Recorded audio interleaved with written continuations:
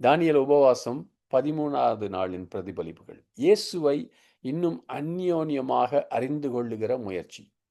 இயேசுவை போல என்பது ஒரு வாஞ்சை, ஒரு தரிசனம், ஒரு இலக்காக தொடங்குகிறது. நாம் அவருடைய பரிசுத்தத்தையும் அழகையும் உன்னிப்பாக உற்று நோக்கும்போது அது சாத்தியமாக ஆரம்பிக்கிறது. மேலும் இயேசு தன்னுடைய குணாதிசயத்தை உனக்குள்ளே கடத்த ஆரம்பிக்கிறார். அப்பொழுது நான் இன்னும் அவரை அதிகமாக அறிய விரும்புகிறேன். இன்னும் நெருக்கமாக அவரை அறிய விரும்புவது எப்படி அது சாத்தியம்? இயேசுவை போல என்கிறது நடைமுறையாக மாற வேண்டும்.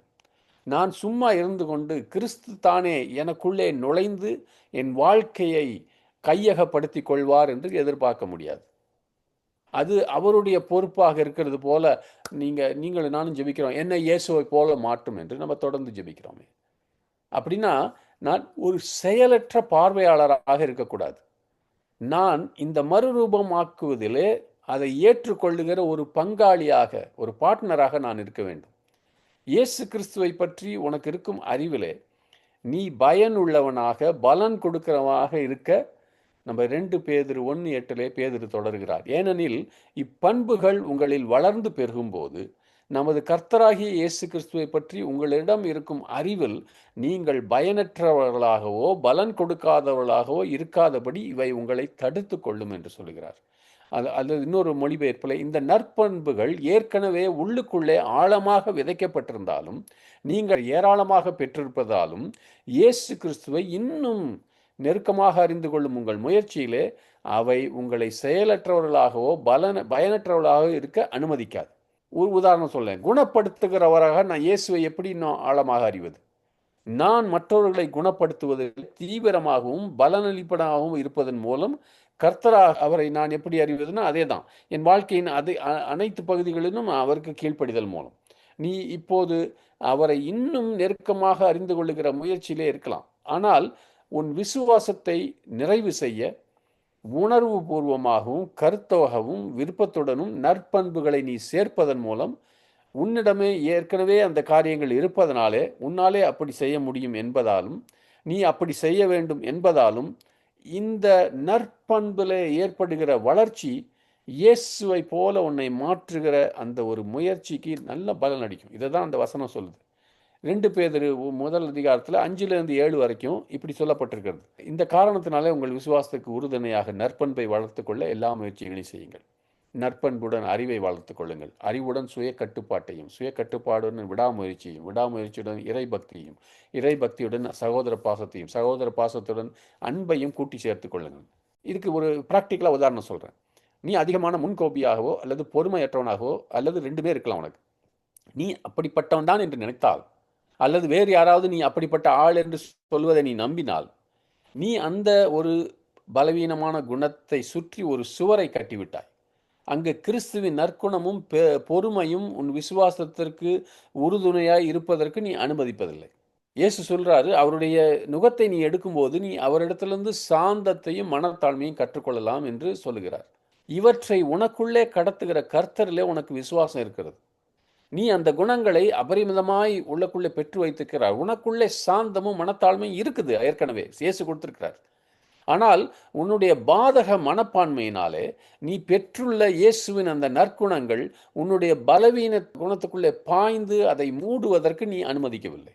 உன்னுடைய கடினமான கோப வார்த்தைகள், கடினமான மனப்பான்மைகள் கிறிஸ்தவனுக்கு உரித்ததில்லை என்று உனக்கு யாராவது செய்தி கொடுத்திருக்கலாம், அல்லது அவருடைய வசனத்திலிருந்து கர்த்தரை குரலை கேட்டிருக்கலாம். நீ வருந்துகிறாய், மனம் திரும்ப கூட செய்கிறாய், மாற முயற்சிக்கிறாய். ஆனால் திடீர்னு யாராவது உனக்கு சொல்லிட்டும் போது மீண்டும் அந்த முதல் நிலைமைக்கு வந்து விடுகிறாய். என்ன நடக்குதுங்க? உன்னுடைய மாம்சீக பலவீனத்தை குறித்து உனக்கு அறிவு இருக்குது, கிறிஸ்துவை பற்றிய அறிவு உனக்கு இருக்குது. இயேசுவை பற்றி நீ தீவிரமாக கவனிக்கும் போது அவருடைய பொறுமை, நன்மை, மென்மை, இந்த இயேசுவின் பண்புகள் உனக்கு கொடுக்கப்பட்டிருக்கிறது. இப்போது அவருடைய நற்குணம் உன்னுடைய மாம்ச குணத்தை பாதித்து மாற்ற நீ அனுமதிக்க வேண்டும்.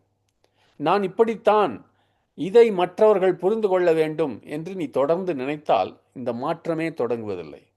அல்லது நான் இதை மாற்ற நானாக 1, 2, 3 காரியங்களை செய்ய வேண்டும் என்று நினைத்தால் அந்த மாற்றம் ஆரம்பிப்பதில்லை. ஏனென்றால் உன் மாம்சம் இப்படிப்பட்ட நற்காரியங்களை செய்யாது. அது உன்னுடைய சுய இயல்பு கிடையாது.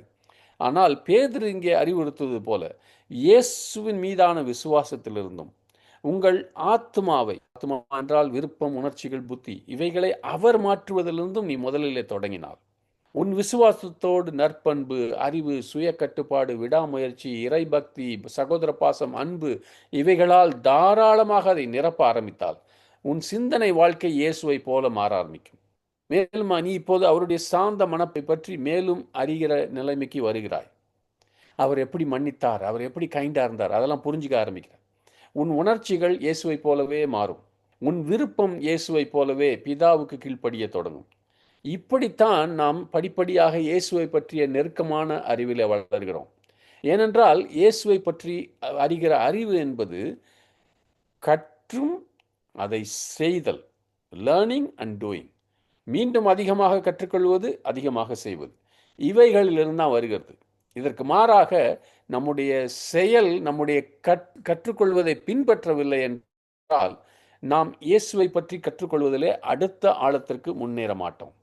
உதாரணமாக, இயேசு அன்பானவர் என்பது முடிவில்லாத ஒரு கற்றுக்கொள்கிற பயணம்.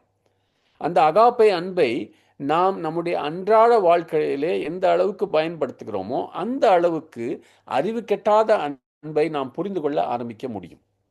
பவுல் சொல்லுகிறான் எபேசியர் 3:19, உங்கள் அறிவாற்றலுக்கு அப்பாற்பட்ட கிறிஸ்துவின் அன்பை நீங்கள் அறிய வேண்டும் என்றும் நீங்கள் இறைவனின் முழு நிறைவினால் முழுவதும் நிரப்பப்பட வேண்டும் என்றும் மன்றாடுகிறேன். பேதுரு மூலமாக ஆவியானவர் நம்மோடு பகிர்ந்து கொள்வது இயேசுவை இன்னும் அறிந்து அவரை போல மாறுவதற்கான செயல்பாட்டில் ஒரு ஒரு நுட்பமான, ஒரு மெல்லிய, உணர்ச்சி வாய்ந்த, அத்தியாவசியமான படியை சொல்லிக் கொடுக்கிறார். ஆவியானவர் இந்த மெல்லிய சத்தத்திற்கு நீ இன்னும் சரியாக நன்றாக பதிலளித்து முன்னில் ஏற்கனவே கொடுக்கப்பட்டிருக்கிற இந்த ஏராளமான நன்மை, பொறுமை, அன்பு இப்படிப்பட்ட இயேசுவின் அனைத்து பண்புகளுக்கும் தினமும் நீ விட்டு கொடுக்க வேண்டும் என்று நான் ஜெபிக்கிறேன். ஆமென்.